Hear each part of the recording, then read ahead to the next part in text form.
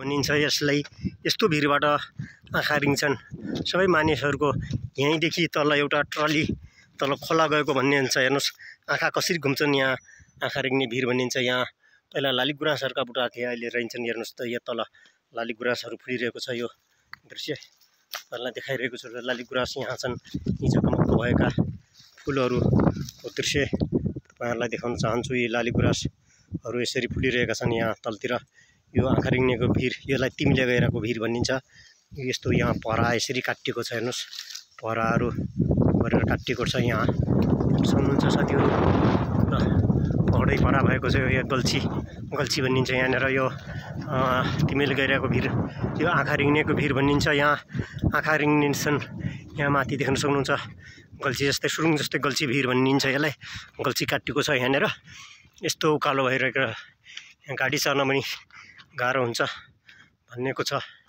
यसरी हेर्नुहोस् यो यहाँबाट एकजना मान्छे हाम्रो बाठा भिनाजु पनि लोटेर मर्नुभएको भन्ने सुनिन्छ। यस्तो खतरनाक भिर छ। हेर्नुहोस् साथीहरू यहाँबाट हेऱ्यो भने आँखा समेत रिङ्छन्।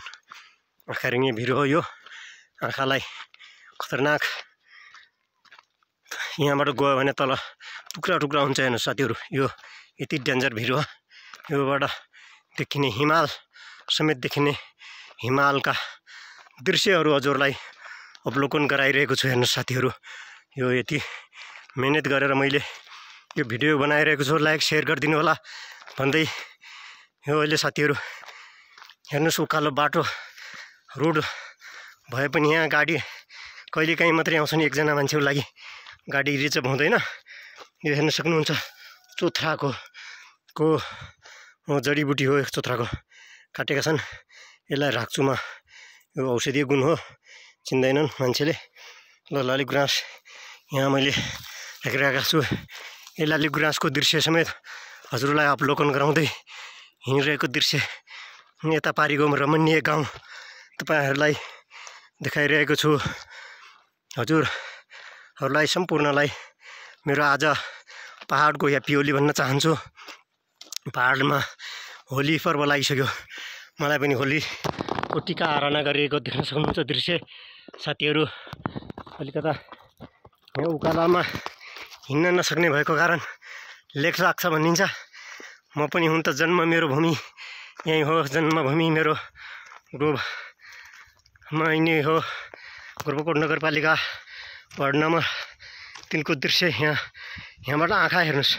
यहाँबाट हेर्न सकिँदैन। मान्छे गयो भने तल यहाँबाट 1 किलोमिटरको भिड छ। हेर्नुहोस् ल हेर्नुहोस् यहाँ गएर पहिला मैले यसको तल पनि घाँस काट्थेँ। हेर्नुहोस् घाँस काट्ने ठाउँ अहिले 30 वर्ष भइसक्यो, 31 वर्ष भइसक्यो। म पहाडको पहाडदेखि छोडेर बर्दिया गइरहेको ठाउँ हेर्नुहोस्। यहाँ पनि घाँस काट्ने ठाउँलाई अहिले आँखा रिङ्ने त्यहीँ तल पनि त्यही पनि कोही मानिसहरूले घाँस काटेको दृश्य देख्न सक्नुहुन्छ। हेर्नुहोस् यहाँदेखि लगभग 700 मिटर गहिरो तल यो भिड छ।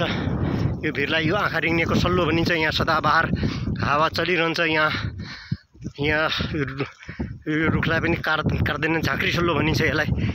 झाँक्री सल्लो त यहाँ होइन, यो आँखा रिङ्नेको सल्लो भनिन्छ। झाँक्री सल्लो तल भनिन्थ्यो। हेर्नुहोस् साथीहरू यहाँ तल देखिँदैन, यस्तो भिड छ। भिडलाई अवलोकन गराउन लागि हेर्नुहोस् पारी सिस्ने हिमालहरू देख्न सक्नुहुन्छ।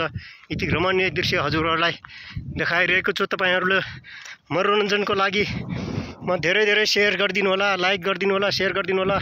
यी तल हेर्नुहोस् यो हिमालको रमाइलो दृश्य तपाईँहरूलाई अवलोकन गराइरहेको छु। यो सुर्खेत लास्ट निकट क्षेत्र हो। यो सुर्खेत को लास्ट ग्रोपकोट नगरपालिका लास्ट गाउँ भएर यहाँ हावा हेर्नुहोस्, हावा कति चलिरहेको छ। हावाले सरसर हावा। यो हेर्नुहोस् माथि रोड, यो यतातिर पनि रोडहरू देखिन्छ साथीहरू। यो मालिका लेक र यो रमाइलो दृश्य तपाईँहरूलाई माथि हेर्नुहोस् सिस्ने हिमालको पनि दृश्य देखाउन चाहन्छु।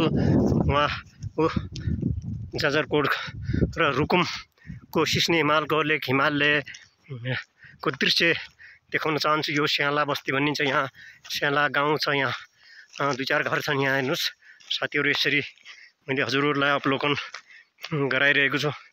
तपाईँहरू यो सल्लाहको बुटा हो। यो सल्लाहलाई अवलोकन गराउँदै म यहाँ अलिकता तपाईँहरूलाई पहाडीको जुमको दृश्य निकाल्दै छु। हेर्नुहोस् जुममा हेरेर देख्नु होला पहाड हिमालको दृश्य देख्न सक्नुहुन्छ। हिमका चुलीहरू हेर्नुहोस्, पारी सिस्ने हिमाल देखिन्छ, माथि डाँडा लेख हेर्न सक्नुहुन्छ साथीहरू। यता हिउँ परिरहेको दृश्य हेर्न देखाउँछु साथीहरूलाई। अलिकता यो क्यामेरा मोबाइल क्यामेरा धेरै टाढादेखि ल्याउन सक्दैन, त्यही पनि हजुरहरूलाई यो मनोरञ्जन दृश्य देख्नुहुन्छ। हिउँ परिरहेको दृश्य देखाउँदैछु साथीहरू। यो हेर्नुहोस् माथि हिमालहरू, हिउँ भएको ठाउँ यो सिस्ने हिमाल हो। यहाँदेखि सामान्य देखिने यो सिस्ने हिमालमा जुमलाई कम गर्दै लिएको छु। तपाईँहरू यो अँध्यारो भएकोमा अलि राम्रोसँग खिचेकोमा क्षमा प्राप्त गर्दछु। लास्ट स्टेजमा आइसकेँ अहिले मेरो यो लग्न सक्नुहुन्छ साथीहरू। त्यही भएर सिस्ने हिमालसँगै मैले यो फुलहरूलाई पनि सिस्ने हिमालसँग जोडिरहेको छु। यो सिस्ने हिमाल उता देखेर हिउँ परिरहेको उत्तर साइडमा हाम्रो हिउँ परिरहेको दृश्य देख्न सक्नुहुन्छ साथीहरू। ल भन्दै म यो भिडियोलाई स्टप गर्दछु। हवस् त, धन्यवाद।